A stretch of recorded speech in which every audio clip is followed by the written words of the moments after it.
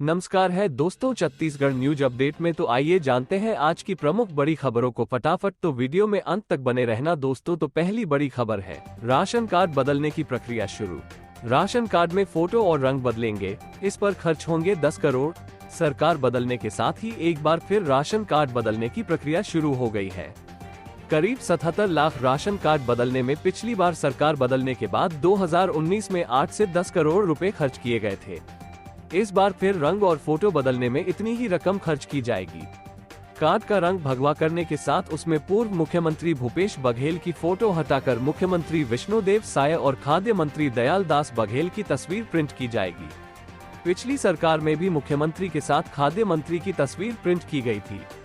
Card का रंग और फोटो बदलने के बाद अगले महीने से नए राशन कार्ड बांटने की प्रक्रिया शुरू की जाएगी। एक महीने के भीतर 19 फरवरी तक 77 लाख राशन कार्ड बांटने का टारगेट तय किया गया है।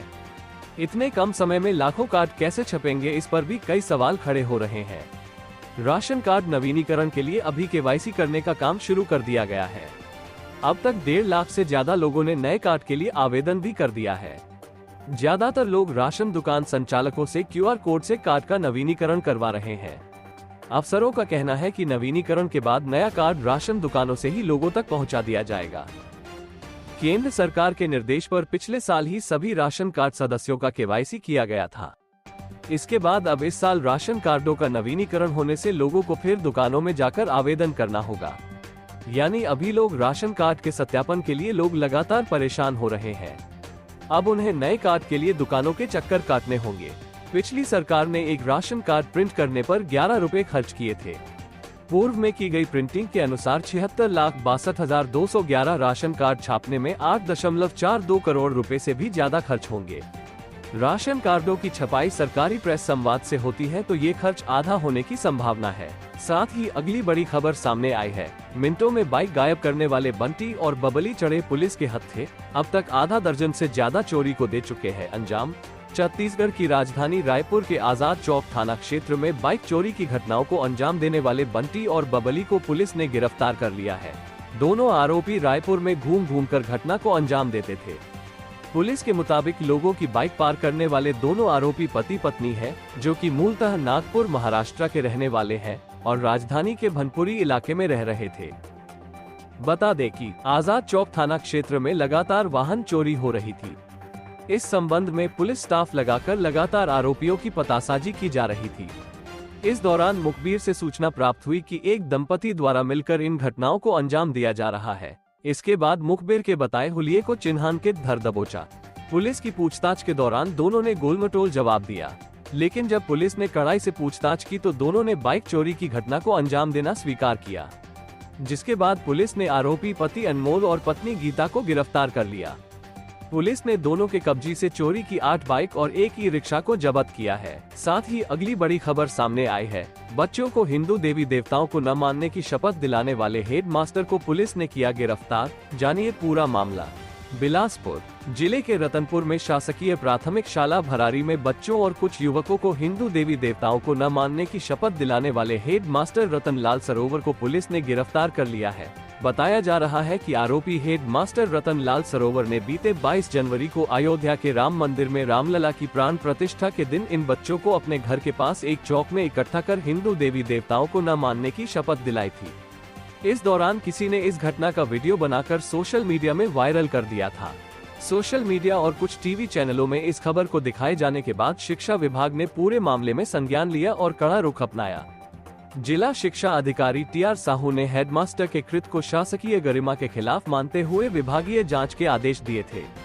वहीं कई हिंदू संगठनों ने रतनपुर थाने में ज्ञापन सौंपकर हेडमास्टर के खिलाफ कार्रवाई की मांग की थी।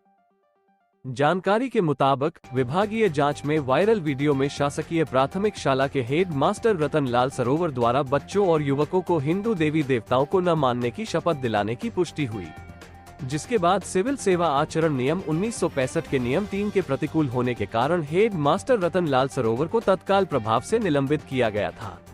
वहीं आज हिंदू संगठनों की शिकायत के बाद रतनपुर पुलिस ने धारा 153 क और 295 क के तहत कार्रवाई करते हुए रतन लाल सरोवर को गिरफ्तार कर लिया है। इसी के साथ ही अगली बड़ी खबर सामने आई है। दुष्कर्म के अलग अलग मामले में 2 आरोपी गिरफ्तार। एक ने ब्लैकमेलिंग कर तो दूसरे ने बर्थडे पार्टी में बुलाकर किया रेप। रायगढ़ चक्रधर नगर थाना पुलिस ने बड़ी कार्रवाई करते हुए दुष्कर्म के 2 अलग अलग मामलों में 2 आरोपियों को अरेस्ट किया है। इनमें से एक आरोपी ने कॉल रिकॉर्ड की हिस्ट्री दिखाकर एक महिला से जबरन दुष्कर्म को अंजाम दिया। वहीं दूसरे आरोपी ने अपनी दोस्त को पहले बर्थडे पार्टी में बुलाया और उसके बाद उसकी आबरू लूट ली। वारदात की सूचना के बाद पुलिस ने त्वरित कार्रवाई करते हुए दुष्कर्म के दोनों आरोपियों को धर दबोचा। जानकारी के मुताबिक पहले मामले में 27 जनवरी को जिले के जूट मिल थाना क्षेत्र में रहने वाली एक युवती ने चक्रधर नगर थाने में आरोपी साहिल महंत के खिलाफ उसे डरा धमकाकर दुष्कर्म करने की रिपोर्ट दर्ज कराई थी। पीड़िता ने पुलिस को अपने बयान में बताया कि एक अनजान नंबर से उसके पास पिछले कई दिनों से कॉल आ रहा था, जिसे उसने ब्लॉक करके रखा हुआ था। कुछ दिनों पहले उसका पति से विवाद होने पर वो मायके चली गई थी, जहां फिर एक अनजान नंबर से साहिल महंत ने उससे संपर्क किया, जिसके बाद दोनों की मोबाइल पर बातचीत होने लगी। पीड़िता बीते 9 जनवरी को रायगढ़ इलाज कराने आई हुई थी। इसी दौरान साहिल ने उसे कॉल कर लोकेशन पूछा और अस्पताल पहुंच गया। इसके बाद साहिल ने पीड़िता को दोनों के पुराने कॉल रिकॉर्ड को दिखाया और उसे बदनाम करने की धमकी देकर चक्रधर नगर की एक कॉलोनी ले गया, जहां एक मकान में उसने पीड़िता के साथ जबरदस्ती शारीरिक संबंध बनाया और किसी को बताने पर पुरानी कॉल हिस्ट्री के स्क्रीनशॉट उसके पति को भेज देने की धमकी दी। इस घटना के बाद पीड़िता ने कुछ दिनों तक लोकलाज के भय से किसी से कुछ नहीं कहा, लेकिन जब साहिल उसे लगातार फोन कर परेशान करने लगा तब उसने अपनी चुप्पी तोड़ी और अपने पति और घर वालों को पूरी बात बताई। पीड़िता की शिकायत के बाद मामले को गंभीरता से लेते हुए थाना प्रभारी चक्रधर नगर निरीक्षक प्रशांत राव ने 24 घंटे के भीतर टीम गठित कर आरोपी गिरधारी महंत उर्फ साहिल महंत, उम्र 35, पिता कार्तिक दास महंत को ग्राम उलखर सारनगढ़ से गिरफ्तार किया। वहीं खरसिया थाना क्षेत्र की रहने वाली एक युवती की शिकायत पर चक्रधर नगर थाना पुलिस ने रेप के आरोपी विशाल मंडल को छोटे अतरमुडा क्षेत्र से गिरफ्तार किया है। पुलिस के मुताबिक पीड़िता ने पुलिस को अपने बयान में बताया कि साल 2017 में स्थानीय कॉलेज में पढ़ने के दौरान एक दोस्त के माध्यम से विशाल मंडल से उसका परिचय हुआ था। दोनों में सामान्य बातचीत होती थी। इसके बाद साल 2018 में वो अपने गांव चली गई। इस दौरान बीच बीच में विशाल से उसकी बातचीत होती थी। साल 2023 की जनवरी में वो अपनी मां के साथ वापस रायगढ़ आकर किराए मकान में रहने लगी। इस दौरान विशाल मंडल से उसकी भेंट मुलाकात और मोबाइल पर बातचीत होती थी। बीते साल 1 फरवरी 2023 को विशाल मंडल ने पीड़िता को एक दोस्त के बर्थडे में बहाने से बुलाया और उसके साथ जबरदस्ती शारीरिक संबंध बनाया और किसी को नहीं बताने के लिए माफी मांगने लगा। पीड़िता ने लोकलाज के डर से किसी को इस बारे में नहीं बताया। इसके बाद 1 अगस्त को विशाल मंडल ने पीड़िता को एक किराए के मकान में ले जाकर फिर दुष्कर्म किया और बदनाम करने की धमकी देने लगा। इसके बाद पीड़िता ने परेशान होकर पुलिस में इसकी शिकायत दर्ज कराई। पीड़िता की शिकायत के बाद पुलिस ने आरोपी विशाल मंडल, उम्र 23 साल, पिता स्वर्गीय विश्वनाथ मंडल की पतासाजी करते हुए उसे गली टीवी टावर छोटे अतरमुडा रायगढ़ से गिरफ्तार कर न्यायिक रिमांड पर भेज दिया है। दुष्कर्म के इन दोनों आरोपियों को पकड़ने में चक्रधर नगर थाना के थाना प्रभारी निरीक्षक प्रशांत राव आहेर, सहायक उप निरीक्षक नंद कुमार सारथी, प्रधान आरक्षक हेम प्रकाश सोन, श्याम देव साहू, महिला प्रधान आरक्षक समुद्र रनकर की विशेष भूमिका रही। साथ ही अगली बड़ी खबर सामने आई है। आईपीएस श्वेता को मिला राष्ट्रपति पुरस्कार। छत्तीसगढ़ के पूर्व डीजीपी विजय शंकर चौबे की बेटी ने बढ़ाया मान, दुर्ग में गुजरा है बचपन। दुर्ग जिले की बेटी आईपीएस श्वेता चौबे राष्ट्रपति पुरस्कार से सम्मानित होगी। श्वेता इस समय उत्तराखंड राज्य के पौड़ी में बतौर एसएसपी पदस्थ है।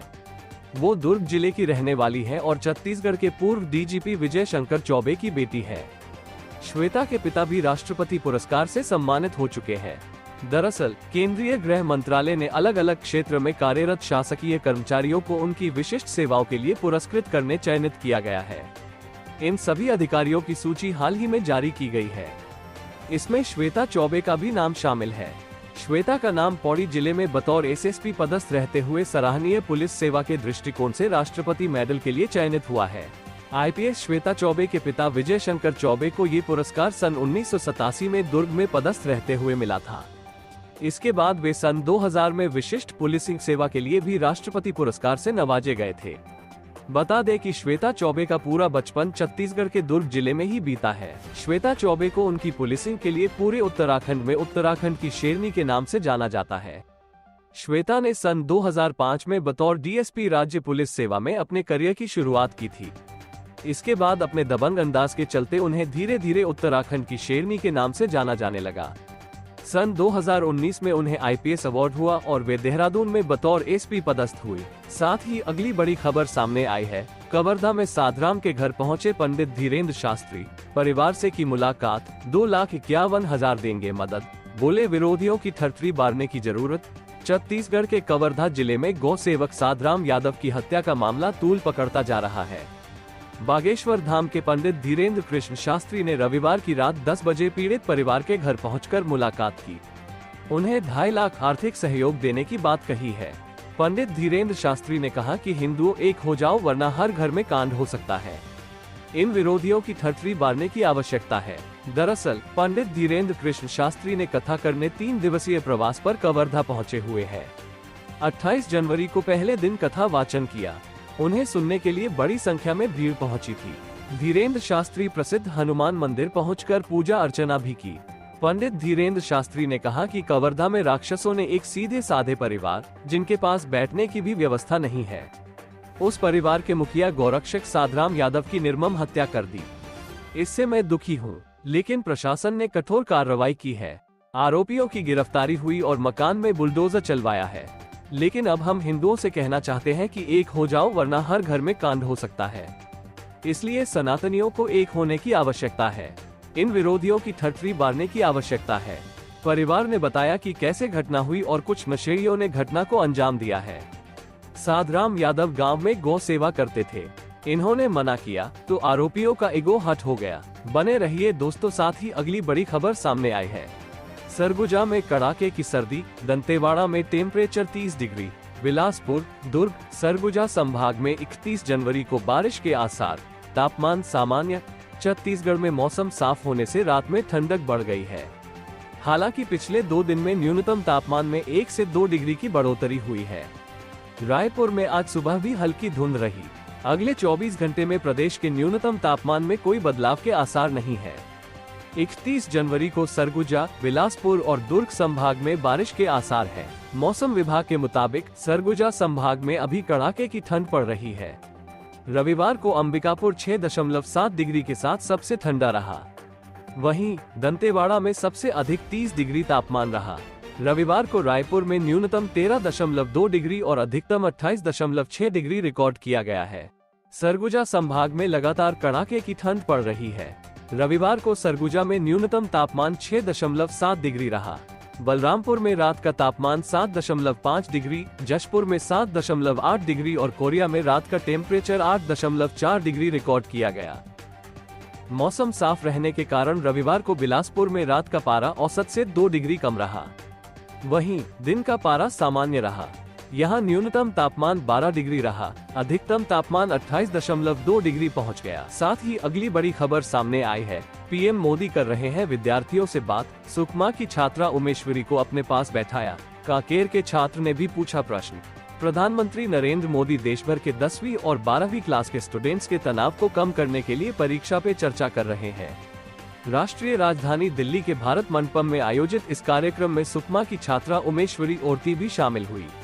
प्रधानमंत्री मोदी ने उमेश्वरी को बुलाकर अपने पास बैठाया। इस दौरान उमेश्वरी बस्तर की पारंपरिक परिधान पहनी हुई नजर आई। उमेश्वरी अभी सरस्वती शिशु मंदिर में कक्षा 9वीं की छात्रा है। उनके पिता जिले के ही एक सरकारी स्कूल में शिक्षक है। कांकेर के जवाहर नवोदय विद्यालय ने पढ़ने वाले छात्र शेख तैफुर रहमान ने भी प्रश्न पूछा। उन्होंने पूछा कि परीक्षा के दौरान तनाव महसूस करते हैं।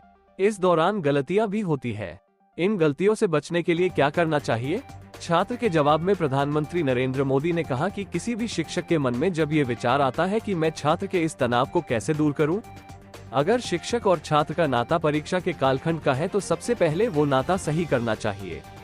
छात्र के साथ आपका नाता पहले दिन से परीक्षा आने तक निरंतर बढ़ते रहना चाहिए, तो शायद परीक्षा के दिनों में तनाव की नौबत ही नहीं आएगी। आज मोबाइल का जमाना है। क्या कभी किसी छात्र ने आपको फोन किया है? जिस दिन आप पाठ्यक्रम से आगे निकलकर उससे नाता जोड़ोगे तो वो अपनी छोटी मोटी समस्याओं में भी आपसे अपनी मन की बात करेगा। इधर राजधानी रायपुर के पंडित दीनदयाल उपाध्याय ऑडिटोरियम में परीक्षा पे चर्चा कार्यक्रम का प्रसारण किया गया है। इसमें मुख्यमंत्री साय और शिक्षा मंत्री बृजमोहन अग्रवाल शामिल हुए।